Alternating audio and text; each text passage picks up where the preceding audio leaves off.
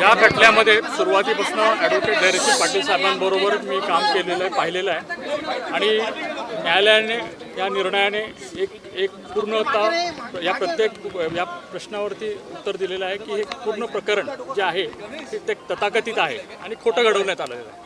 त्यामुळे न्यायालयाने आज जो निकाल दिलेला आहे तो सर्व साक्ष पुराव्याच्या आधारे दिलेला आहे. तो सर्व गोष्टीचं संकलन करून दिलेलं आहे आणि मुख्यतः हा गुन्हा जो करण्यात आला त्या गुन्ह्याचे खरे जे सूत्रधार आहेत यांना बाजूला ठेवून राजकीय दृष्टी डॉक्टर साहेबांना त्रास देण्यासाठी हा यंत्रणेचा वापर करून राजकीय लोकांनी वापर करून हा खोटा खटला दाखल केला. नेमका कोर्टाने आज काय काय टिप्पणी केली, काय काय सांगितलं, थोडक्यात सांगा ना. माननीय न्यायालयाने प्रखरपणे सांगितलं की हा माफीचा साक्षीदार जो आहे पारसमल जैन ह्याच्यावरती कुठल्याही प्रकारे साक्ष ठेवता येत नाही. ह्याच्यामध्ये गोवण्यात आलेलं आहे.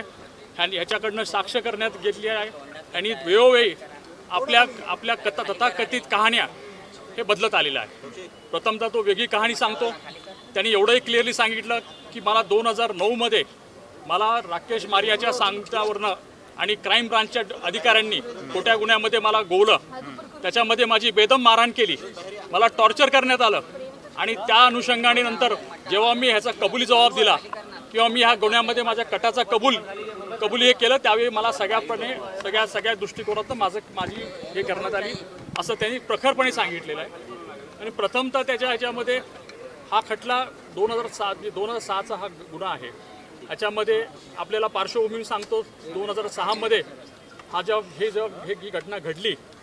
2006मध्ये ह्याच्यामध्ये तपास कळंबोली पोलीस करत होती. कळंबोली पोलिसांनी 1.5 वर्ष तपास केला.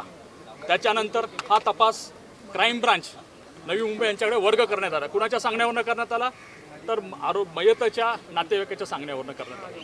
मग काय झालं त्याच्यानंतर 2008मध्ये, कारण हे प्रकरण फार जुनं आहे, 2008मध्ये माननीय उच्च न्यायालयामध्ये आनंदी देवी जे पवनराजेच्या पत्नी आहेत त्या उच्च न्यायालयात गेल्या.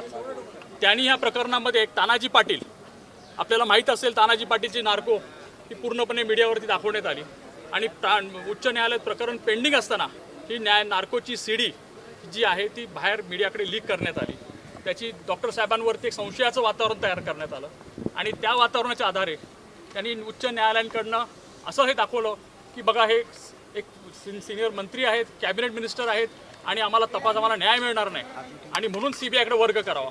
मग CBIने काय केलं, ऑक्टोबर 2008मध्ये माननीय उच्च न्यायालयाने सर्व कागद जे आहे ते CBIकडे हँडओव्हर करा, हस्तांतरित करा म्हणून सांगितलं. CBIने 2009पर्यंत काही केलं नाही.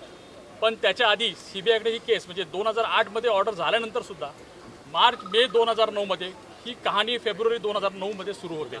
आनंदीबाई पुन्हा कोर्टात जाते, माननीय उच्च न्यायालयात विनंती करते की ह्या प्रकरण अजून CBI याच्यामध्ये करत नाही आहे, कारण त्यांना तोपर्यंत कुठलाही पुरावा, कुठलाही सुराग, कुठलाही तथाकथित डॉक्टर साहेबांपर्यंत जोडता येत नव्हतं. मुख्यतः राकेश मारियाच्या क्राईम ब्रांचने जेव्हा राकेश मारिया पी होते आणि राकेश मारियांना साक्षीदार म्हणून तपासण्यात आलं तर राकेश मारियाने ह्या जैनला मी ओळखत नाही आणि जैनला फक्त त्यांनी एवढं सांगितलं की माझ्या अधिकाऱ्याने 3-4 गुन्ह्यामध्ये त्याचा ताबा घेतला. त्यामुळे 19 एप्रिल 2009ला त्यांनी मला खुलासा माझ्या अधिकाऱ्यांनी सांगितलं की असं जैन हा व्यक्ती हा सांगतोय. नुकतंच त्याचं तथाकथित म्हणणं होतं आणि पहिल्या दिवसापासून हा धादांत खोटं बोलणारा व्यक्ती आहे. राकेश मारियाने 5 मे 2009ला पत्र लिहिलं. Rakesh Maria joint CP crime होते तर त्यांनी कमिशनरला न कळवता, होम मिनिस्टरला न कळवता, मुख्यमंत्र्यांना न कळवता हे पत्र राकेश मारियाने डायरेक्टली CBIला पत्र लिहिलं. त्याचा काही संबंध नसताना राकेश मारियाने का हस्तक्षेप केला त्याचं कारणं समोर आली पाहिजे, त्याची चौकशी झाली पाहिजे. राकेश मारियाने हे पत्र CBI दिलं आणि सांगितलं की आम्हाला ह्या गुन्ह्यामध्ये हा एक आरोपी सापडलेला आहे आणि आम्हाला ह्या आरोपीने हा कबुली जबाब दिलेला आहे.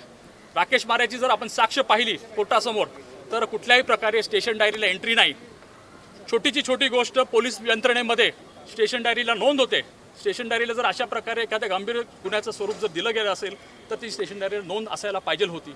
राकेश मारियाने हे मान्य केलं की बाबा मी ती स्टेशन डायरी पाहिली नाही, कुठलेही कागद पाहिले नाही आणि ह्या जैन नावाच्या व्यक्तीला मी तुमच्याकडे हस्तांतरित करत आहे आणि तुम्ही लवकरात लवकर ह्याचा ताबा घ्यावा. त्यावेळी जैन अर्थरोड जेलमध्ये होता. 5 मे 2009ला हे पत्र गेल्यानंतर CBIचे अधिकारी काही करत नाहीत। CBIच्या आयोने कोर्टासमोर जबाब दिलेला आहे की आम्ही जाऊन सहज चौकशी केली, कुठे अर्थ रोड जेलला, या जैनला चौकशी केली आणि जैनला आम्ही सांगितलं, अरे बाबा आम्ही आलो नाही 22 तारखेपर्यंत किंवा 25 तारखेपर्यंत, तर तू तुझ्या जामिनासाठी जा। जैननी मारियावरती हाही आरोप केला की मारियाने सांगितलं तुला सगळं मिळेल, फक्त जामिनासाठी तू अर्ज करायचा नाही। कुठल्या गुन्ह्यात? तर क्राईम ब्रांचच्या गुन्ह्यात। आणि कुठले गुन्हे होते ते? पाकिटमारचे, चोरीचे, खोट्या वेपनचे, असे काही गुन्हे त्यांनी दाखवले होते फक्त त्याचा ताबा ठेवण्यासाठी। आणि फेब्रुवारी 2009 पासून ह्याच्यावरती माननीय न्यायालयाने हे पूर्णपणे स्पष्टीकरण दिलेलं आहे की जैन जेव्हा म्हणतोय की 8 फेब्रुवारी 2009 पासून ते 25/2 पर्यंत माझा बेकायदेशीर ताबा ठेवण्यात आला, मला टॉर्चर करण्यात आलं, मला मारण्यात आलं, त्या अधिकाऱ्यांची नावं घेतो, पण CBIने एकाही अधिकाऱ्याच्या किंवा क्राईम ब्रांचच्या ह्या तपासाबद्दल कुठलीही चौकशी केली नाही। त्याच्याबद्दल प्रश्न उद्भवतात की का चौकशी करण्यात आली नाही, काय घाई होती त्यांना। आणि फक्त जैनला CBIने 22-25 मेला म्हणजे 25 मेला कोर्टात त्यांनी अर्ज केला। सो 5 मे पासून 25 मे पर्यंत CBI का थांबली? काय त्यांच्यासमोर हे होतं? 25 मेला कोर्टात, पनवेलच्या कोर्टात ताबा घेतला आणि 27 मेला त्यांना ताबा मिळाला अर्थ रोड जेलमधनं आणि मग त्याला 29 मेला न्यायालयासमोर नेलं। आमचं पहिल्यापासून म्हणणं होतं की बाबा न्यायालयाकडे पोलीस कस्टडीमध्ये असताना तो कायदाच आहे की कुठल्याही प्रकारचं कबुली जबाब होत नाही। न्यायालयीन म्हणजे पोलीस कस्टडीमध्ये असताना न्यायालयाचं ते प्रथम हे आहे, कर्तव्य आहे की त्याला न्यायिक कस्टडीमध्ये ठेवा, त्याला वेळ द्या, त्याला रिफ्लेक्शनचा टाईम द्या आणि ती सगळी प्रोसिजर जी 164 खाली आहे CRPC ती सर्व अवलंबण्यात यावी, पण असं काही करण्यात आलं नाही। मग पहिल्या ह्याच्यामध्ये जसं न्यायालयाने सांगितलेलं आहे आणि जे रेकॉर्डवर आहे त्याच्या कबुली जबाबमध्ये काही एक उल्लेख नाही, डॉक्टर साहेबांचा उल्लेख नाही, डॉक्टर साहेबांच्याबद्दल उल्लेख नाही किंवा त्यांना भेटल्याचाही उल्लेख नाही। मग हा काय करतो? हा म्हणजे त्याच्यानंतर त्याच्या कबुली जबाबानंतर 29 मेला आहे त्याचा कबुली जबाब जो काय घेतलेला आहे तो डिफेक्टिव्ह आहे, हे न्यायालयाने त्याचं स्पष्टीकरण केलेलं आहे। पण नुसतं त्याच्यावर नाही तर त्याला 2 दिवसामध्ये त्याच्या कबुली जबाबावर सगळ्या आरोपींना अटक होते, प्रामुख्याने डॉक्टर साहेबांना।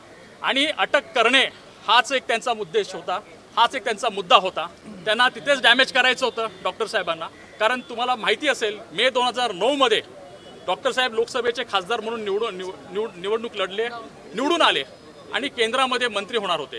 तर त्यांना कुठेतरी थांबवण्यासाठी त्यांच्यासाठी ह्या सगळ्या गोष्टी करण्यात आल्या आणि मग त्यांचं त्या प्रकारे हे केलं। तपासामध्ये त्याच्यानंतर त्यांनी तपास सुरू केला, म्हणजे तथाकथित गाडीचं दाखवलं, गाडीची रिकव्हरी दाखवली, तुम्हाला हॉटेलच्या एंट्र्या दाखवल्या, त्या सगळ्या कोर्टाने ग्राह्य धरल्या नाहीत, कारण हा जैनच मुळात खोटारडा माणूस आहे, खोटं बोलत आहे, वारंवार आपले हे बदलत गेला। नुसतं एवढंच नाही तर त्यांनी कोर्टासमोर माननीय न्यायालयासमोर सुद्धा त्याची जबानी झाली, त्याची साक्षीदार म्हणून त्याचं माफीचा साक्षी झाल्यानंतर ती जबानी झाली, त्याच्याशी सुद्धा खोटं बोललेलं आहे। प्रत्येक वेळी तो बदलत जातो, प्रत्येक वेळी नव्यानं काही सांगतो, प्रत्येक वेळी त्याला हे करण्यात आलं, पण आम्हाला त्याच्यावरती गांभीर्यानं बघावं लागतं। कोर्टाने सांगितलं की त्यांनी पैसे घेतले होते, 2दा पैसे घेतले होते असेही देखील कोर्टापुढे आलं। त्याची तथाकथित कहाणी आहे, कुठलाही पैशाचा उल्लेख नाही, कुठल्याही पैशाची देवणघेवण नाही, कुठल्याही पैशाचं नाही। उलट त्यांनी स्वतः म्हटलेलं आहे की मी एक मोठा व्यापारी आहे, माझे 6 फ्लॅट मुंबईत आहेत, माझे राजस्थान कंक्रोलीमध्ये 2 बंगले आहेत आणि मी एक मोठा व्यापारी असून माझं 5 किलो सोनं आहे।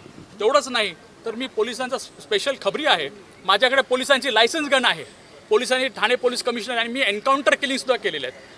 अशाबद्दल सुद्धा मान्य न्यायालयाने ह्याचं विस्तृत हे केलेलं आहे की ह्याचं बॅकग्राऊंड बघा, ह्याला सगळ्या गोष्टी माहीत होत्या, ह्याला पोलिसांची प्रोसिजर माहीत होती, पोलीस कस्टडी घेतात कशी माहीत होती, पोलीस एन्काउंटर कसे करतात तेही माहिती होते, त्यामुळे ह्या सगळ्या गोष्टी त्यांनी सगळ्या खोट्या कोर्टासमोर आणलेल्या। सर, एक महत्त्वाचा प्रश्न, ओमराजे निंबाळकर म्हणतात की या निकालाला हायकोर्टामध्ये ते अपील करणार आहेत, आव्हान देणार आहे, तर त्याकडे तुम्ही कसं वागता, ते सुद्धा तुमची बाजू कशी असेल? एक प्रश्न होता ना, पहिली गोष्ट म्हणजे प्रथमतः प्रत्येकाला न्याय मागण्याचा अधिकार आहे, तो त्यांनी वापरावा, त्याच्याबद्दल आमचं म्हणणं नाही। पण आज काय झालं, तुम्ही परवाचं जे दाखवलं आणि मीडियामध्ये आलं की त्यांनी स्वतः सांगितलं की माझं राजकारणाचा जन्म त्याच्यावर झाला। आता मी म्हणेल की आता त्याचं राजकारण पण ह्याच्यावर संपणार, जेव्हा ही केस संपलेली आहे, त्याचं राजकारणचं भांडवली संपलेलं आहे आणि इथून पुढे म्हणजे आम्ही तिथेही थांबणार नाही। तर ह्याच्यामध्ये खरे मारेकरी कोण होते, हा तपास कुठे डायव्हर्ट करण्यात आला, हा जैन नावाचा व्यक्ती कुठून आला, कुणाच्या सांगण्यावरनं आला, कशा पद्धतीचे पुरावे का कोर्टाच्या सांगण्यावर गोळा करण्यात आले, याच्यामध्ये कुणाचा काय उद्देश होता आणि डॉक्टर साहेबांच्याबद्दल का डॉक्टर साहेबांना हे करण्यात आलं। कारण गेलं राजकारण तुम्ही पाहिलेलं आहे, हे सगळ्या इलेक्शनमध्ये हाच विषय, डॉक्टर साहेबांची बद्दल विषय करणं, हा गुन्ह्यासंदर्भातला विषय करणे आणि हा संदर्भ घेऊन प्रत्येक इलेक्शनमध्ये लोकांसमोर पुढे जाणे. भूषण थँक्यू